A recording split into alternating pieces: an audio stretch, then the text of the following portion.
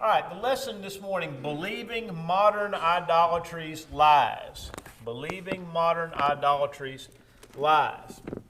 And, or lie, but I think there's a series of lies that are enumerated in the text. But in the opening line, this is a very, John Kappelman's the writer, but John has been a friend of Rhonda's family since she was a child. And John, I think I probably told you this, John performed our wedding ceremony. That's how close their families were. But his observations are extremely insightful. I've just found a lot of the things that I read in this book to be extremely insightful and obviously very practical. And this opening line, or this opening paragraph, is something that I had never really thought about, ever. But yet it is just as true and it's as plain, as I say, it's just as plain as the nose on your face. It says, those seeking to redesign God and refashion divine commands are required to offer support for their evil. In other words, people are going to expect some proof or some reason to accept a certain thing. It says they have to offer an alternative to what has been taught from the Scriptures. The offered alternative has to be cloaked in believable language and validated with believable authority. Have you ever thought about that? The language has to be believable and the authority has to be in some way believable. Then he talks about, note how this process is discovered in the gold calf event. Now, I had already looked at, of course, obviously the text says 1 Kings 12 and 13. And so when I saw the phrase, door blew open over there. Hey, Mason, Kyle's got it, thanks. So I'm already thinking about when he says the gold calf event, he's thinking Exodus 32. But he hasn't introduced Exodus 32, he's introduced 1 Kings 12, which is also a gold calf event. And so I'm already taking what he has said here in practical language, and my mind's going back to 1 Kings 12, whereas he's working toward Exodus 32, but both of them are excellent texts, and I want to examine both of them. He doesn't spend any time really examining 1 Kings 12 in regard to his statement, but nevertheless, everything that he said can be found there. So I want to start in 1 Kings chapter 12. Now, setting the historical narrative for 1 Kings chapter 12. Solomon is dead, okay? And Rehoboam, his son, has taken over to be the king. And Rehoboam is not sure how he should proceed. And so he asks some older men, what is your opinion? What are your thoughts on how should I rule as king? And they gave their opinion as older men. Then he turned around and he asked a bunch of younger men. By the way, the older men said, look, your father has taxed us extremely heavily. I mean, he's built the temple, he's built his palace. He built a house big enough for 1,000 women, all right? Because he had 700 wives and 300 concubines. I mean, he said, your father has taxed us immensely. He says, but if you will lighten the people's burden, they'll, as we might say, they'll follow you to the jumping off place. So that was their advice. So then he goes and he talks to the young men. And the young men say, now here's what you need to tell the people. My father taxed you, but the way my father taxed you is going to be like my little pinky. And the way I'm going to tax you is going to be like my thigh.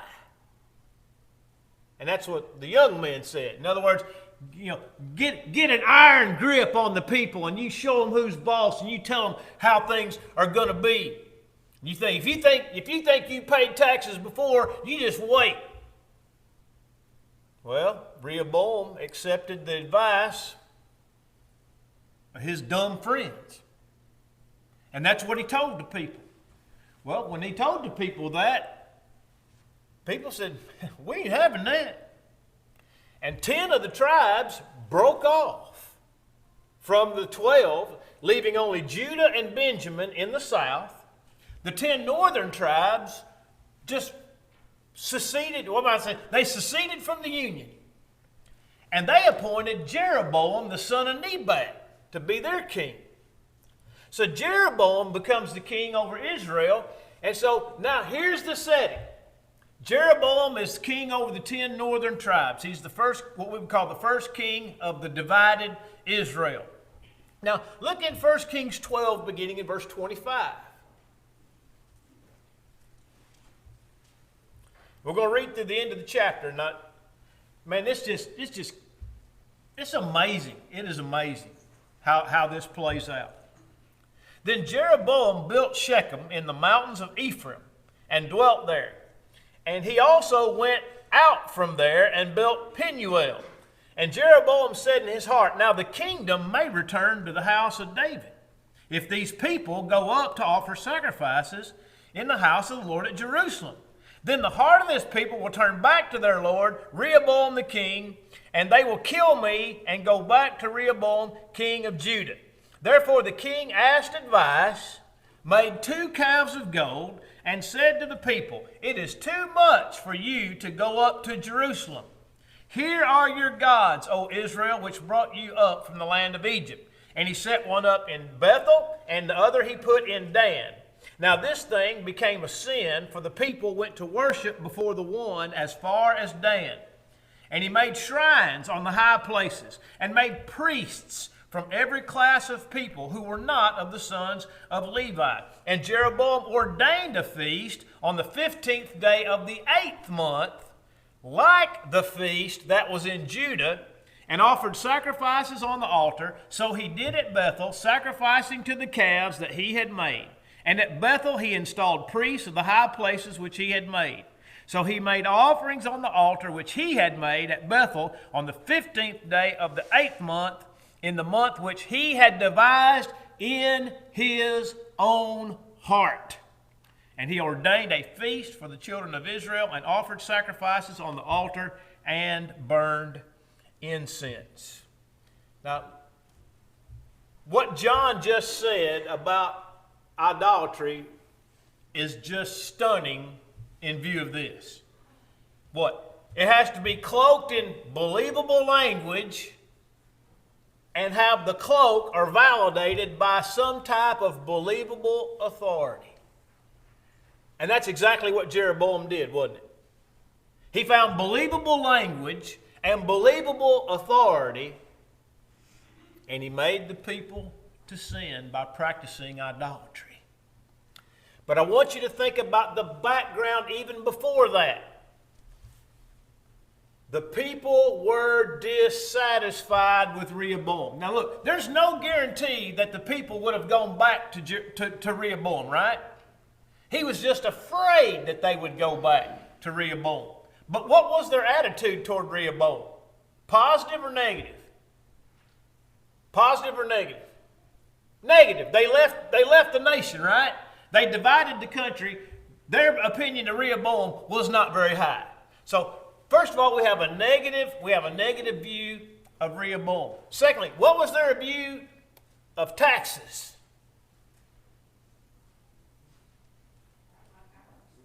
Well, yeah, about like ours. It was not good. All right, and so they were already inclined against Rehoboam. They were already inclined against Jerusalem. And Jeroboam sought advice, and he played on their dissatisfaction. You see? In other words, they're already inclined not to follow Rehoboam because they've already made that clear. They've already divided the nation. They're already inclined not to be sending more money to Jerusalem/Washington, D.C., right? Because they've already been taxed enough. And so Jeroboam plays on their dissatisfaction and their selfishness, and says what? I'm going to make it easy for you. It's too hard for you to go back to Jerusalem. You got to go all the way to Jerusalem, and then when you get there, you got to climb the mountain because Jerusalem's on top of a mountain, so you got to go all the way. You got to climb the mountain here. I'm going to make it easy for you. I'm going to set you up. I'm going to make it convenient. I'm going to make it convenient. Now note, the text says he made a feast on the 15th day of the 8th month. Well, the Day of Atonement for Israel was the 15th day of the 7th month. So see what? It's believable language. Also, hidden in this is what a lot of people don't know, or because they haven't studied the Old Testament closely enough, is that when God made provisions for people who could not observe the feast day because of being unclean by touching a dead body, or for something had taken them out of town. It's in Numbers chapter 9. In other words, if you couldn't keep it on this day, God made a provision a month later. Well, guess what? 15th day of the 8th month was the provisional day. 15th day of the 8th month was the provisional day. So what do we got? We got believable language. We've taken something that is already somewhat familiar to the people, and we've co-opted it into idolatry. And so he plays on their dissatisfaction. He plays on their selfishness, and he plays to the matter of convenience. And therefore the people were inclined to follow. By the way, this thing that was done in Israel is marked by every king who followed Jeroboam. This matter of the changing of worship was so egregious that when you read about the 18 following kings in Israel, there were 19 kings in Israel in the northern tribe, in the northern kingdom. You know what it says of them? He continued in all the sins of Jeroboam, the son of Nebat, who caused the children of Israel to sin.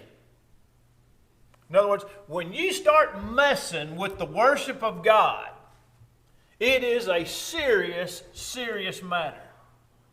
And it was so serious, that it was attached to every king that followed after Jeroboam. He continued in all the sins of Jeroboam, the son of Nebat.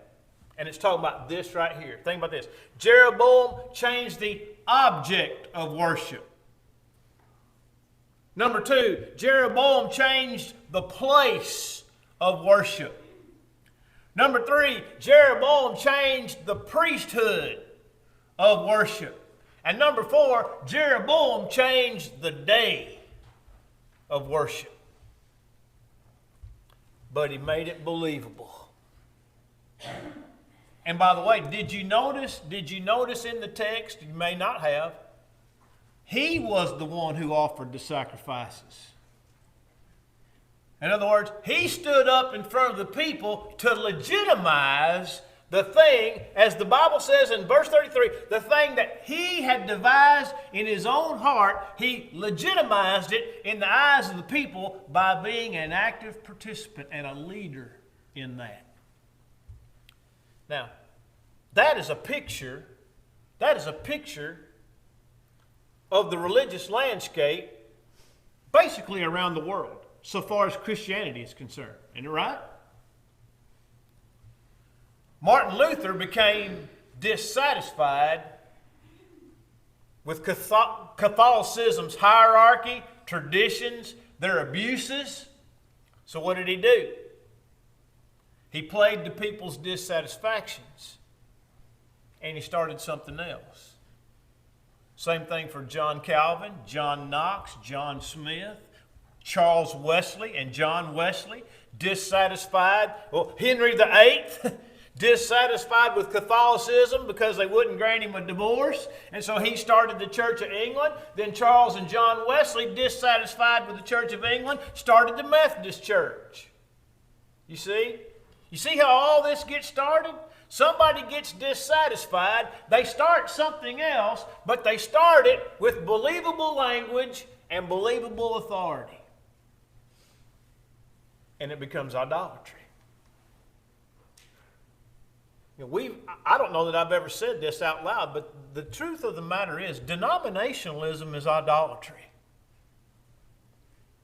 You know, I've talked a lot about the overt idolatry of Catholicism. They have idols in their basilicas, and they have objects of worship, and they have the cross, and they have the images of the Virgin Mary, and they have their rosaries, and they have all their objects of devotion. That's overt idolatry. But the truth of the matter is, anything that diverges from the true church of the New Testament is of itself idolatry, because it has changed the truth of God into a lie. And it seeks to worship the creature rather than the Creator. Romans chapter 1, verses 24 through 27. Denominationalism is idolatry. It changes the truth of God into a lie. Now look at the bottom of page 23. The bottom of page 23. First of all, the second paragraph. Religious actions performed. Religious language used. Religious leaders in charge. It was all religious, but it was all religious blasphemy. Every word, action, attitude, and position of the leaders was contrary to the Lord God Almighty, and the nation was led to do evil. Now again, he's talking about Exodus 32 and Aaron. But I'm talking about 1 Kings 12 and Jeroboam. It applies in both cases. That's why idolatry is so seductive. That's why it's so insidious. Because it has the ring somewhat of truth. It sounds right. It sounds good. It sounds like something that we ought to do. But actually, it's only playing on our own selfishness. It's playing on our own selfishness. Now, over to page 24.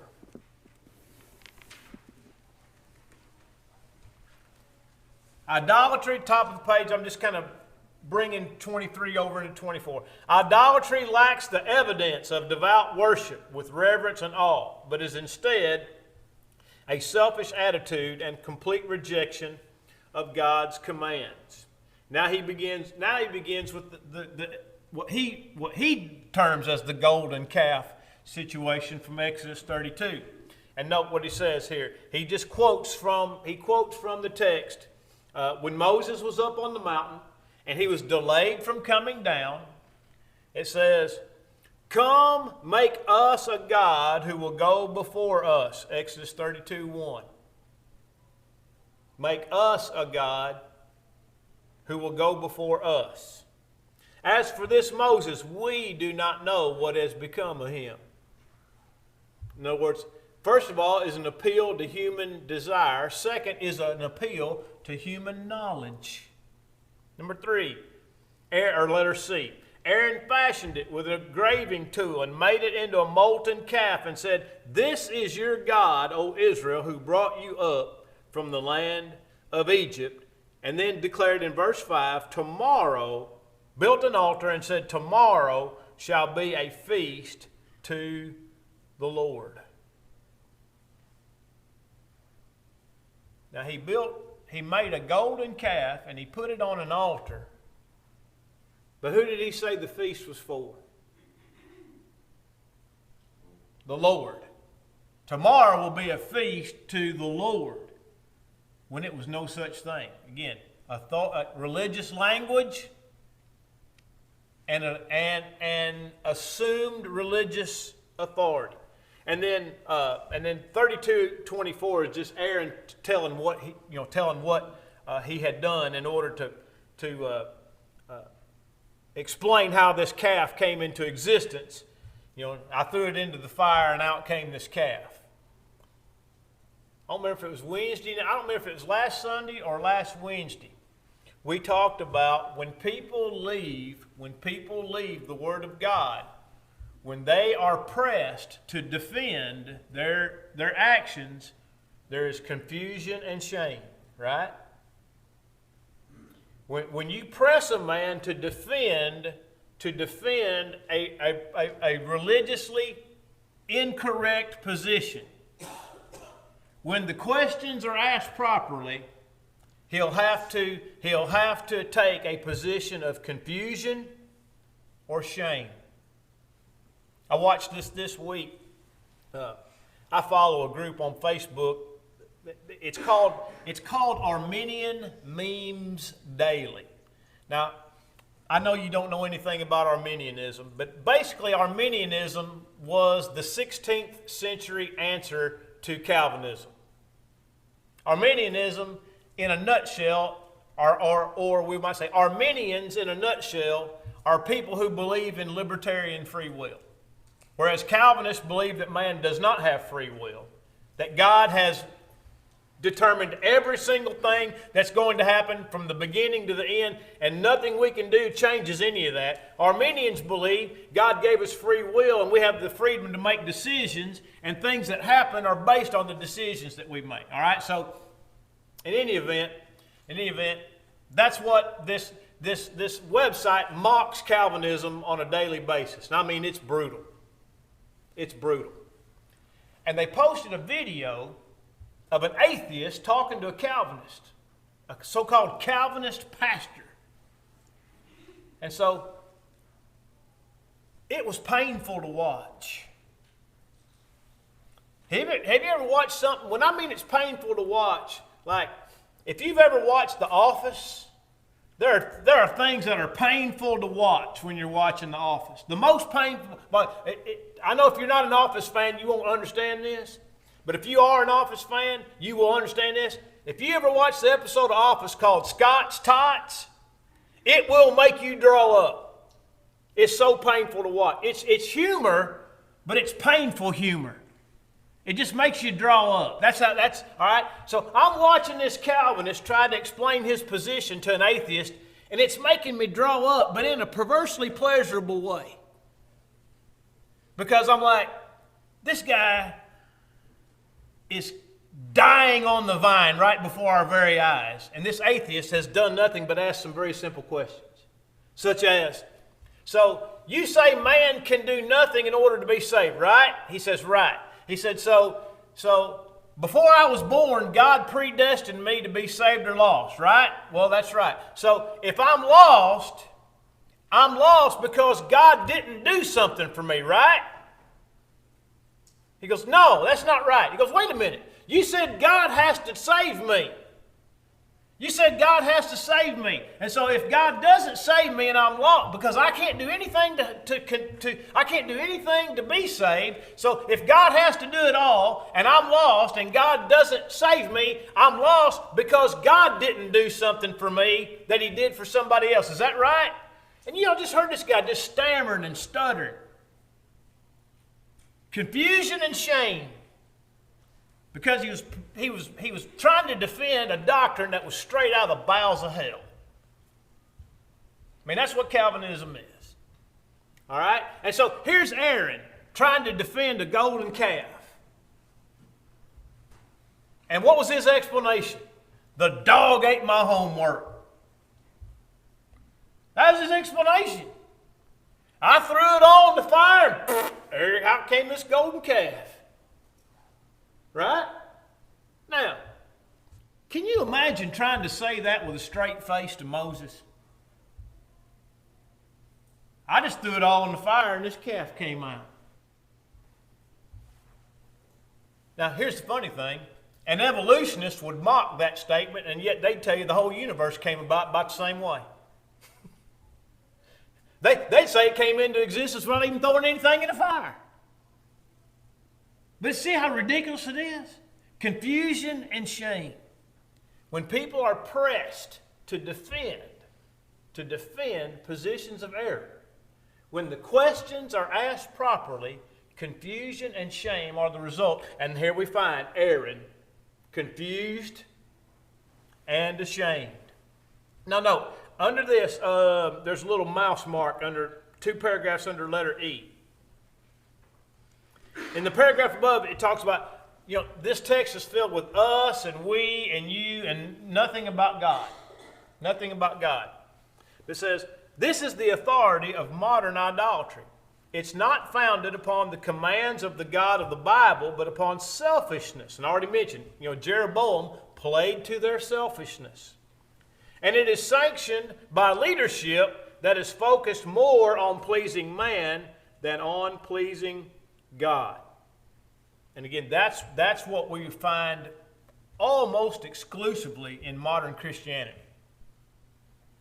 Is it, what will it take to please the masses? What will it take to put fannies in the seat? What will it take to keep them in the seat? And whatever it takes is what we're willing to do. In other words, there is no depth to which we will not stoop in order to get people and keep people. Is that right? I love the Babylon Bee. The Babylon Bee is a satire website. It also is brutally anti-Calvinistic. But it mocks. These are people who are professed Bible believers, and they mock Calvinists, but they also mock the links to which churches go to put people in the seat and keep them in the seat. And one of their satire articles showed a giant water slide into the baptistry. Now, it wasn't true. It wasn't true, but it shows this church building and a giant water slide outside, and then it goes inside the church and ends up in the baptistry. Now, the crazy thing is, even though that's satire, would anybody be shocked if somebody did that? And it would work. That's the saddest part. It would work. I remember, it's probably 15 years ago, there was a church up in Florence, and their preacher rode a Harley Davidson through the front doors and down the aisle and up a ramp they'd built and rode a Harley onto the stage. Rode a Harley. Huh? To put butts in the seats and keep them there. Well, at least it wasn't a Honda.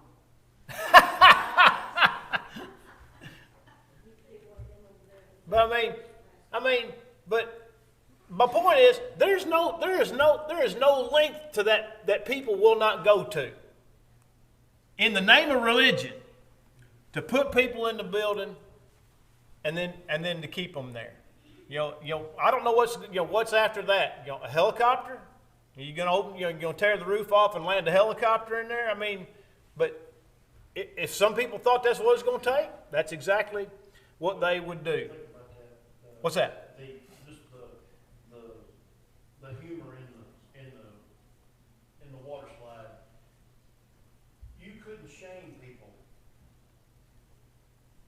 to obey the gospel, but as soon as you make it fun, they lined up. Yeah, you couldn't shame them. Around the corner, In case some people can't hear this, you can't shame them into obeying the gospel, which is what's supposed to happen. which is what they're supposed to happen, but you can build a water slide and they'll be lined up like the Stones are in town.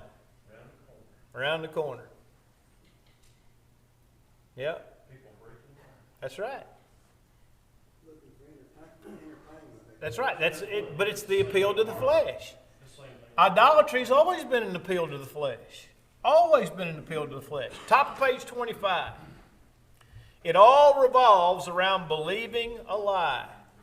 Now there's a passage in the New Testament, 2 Thessalonians chapter 2, beginning of verse 11, says God will send them a strong delusion that they should believe a lie. But here's the reason. Because they did not love the truth. They will believe a lie because they do not love the truth.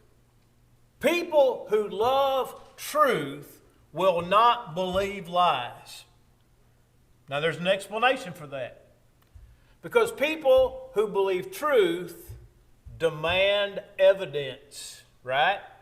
And proof.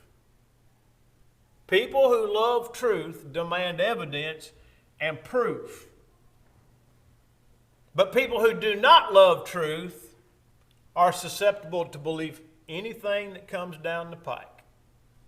By the way, 2 Timothy 4, verses 3 and 4, when Paul admonishes Timothy to preach the word and be instant, in season and out of season, reprove, rebuke, exhort with all long-suffering and teaching, for the time will come when they will not endure sound doctrine, but having itching ears will heap up to themselves teachers, and they'll turn away their ears from the truth and be turned aside to fables. Turned aside to fables. What's the cure for that? Love the truth. Love the truth. People who love the truth will not have itching ears, but they'll have earnest hearts. And they'll desire truth. And they'll be like the Bereans in Acts 17 and verse 11, who were more noble than the Thessalonians because they received the word with all readiness of mind and searched the Scriptures daily to see whether these things were true. They wanted truth, and they accepted truth, but only after they were able to validate that truth. People this day and time are too busy doing other things besides search the Scripture. That's right. They don't want to take the time and effort. It takes time and effort to validate truth. But they'd rather come, people would rather come and be spoon-fed, a little bit here and a little bit there, patted on the head, feel good about yourself, and then go out.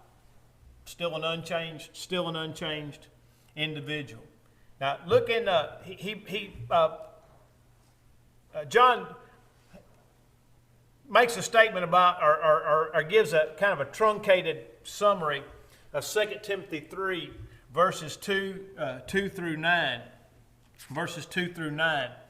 But it says, men will, here's how idolatry comes about. Men will be lovers of self. And I already mentioned Romans chapter 1, 24 to 27, that they worship and serve the creature rather than the Creator.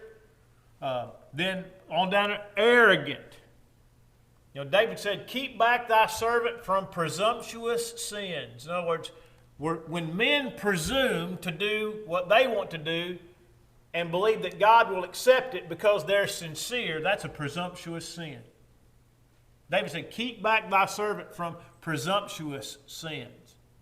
The idea that God will accept any form of worship so long as it is offered with a sincere intent and sincere heart is a presumptuous sin.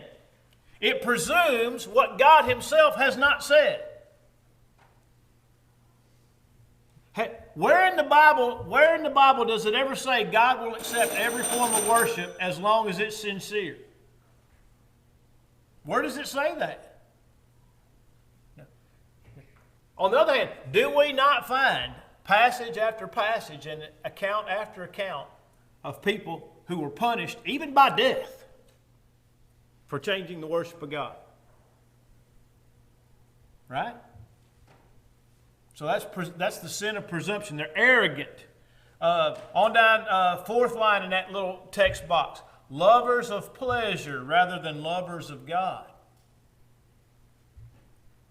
Pleasure, entertainment, ear scratching, excitement, cheerleading, grandstanding.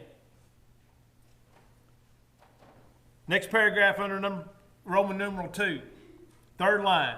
The essence of this type of lying is selfishness. By the way, all lying is selfishness. All lying is rooted in selfishness. And by the way, I'd never thought about that. But give me a reason to lie that's not in some way rooted in selfishness.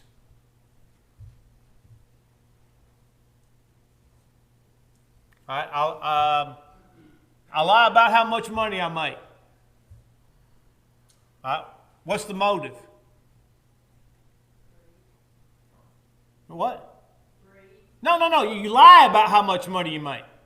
You lie about it. Why? Because you're selfish, because you want people to think of you more highly, so you're willing to misrepresent yourself. Right? Selfishness. Or you say things because you don't want to accept the consequences of telling the truth. What is that? That's selfishness. It says, I'm too good to accept the consequences of speaking truth. Every lie is in some way bound up in selfishness. There's some selfish motive behind it. All right, the bottom of page 25. The bottom of page 25 is what we just talked about being sincere. Let's do this next week. Let's start on page 26. But we will go. Well, no, we won't. We'll do our best to finish this one. We'll do our best to finish lesson 3 next week. So that'll be 5:16.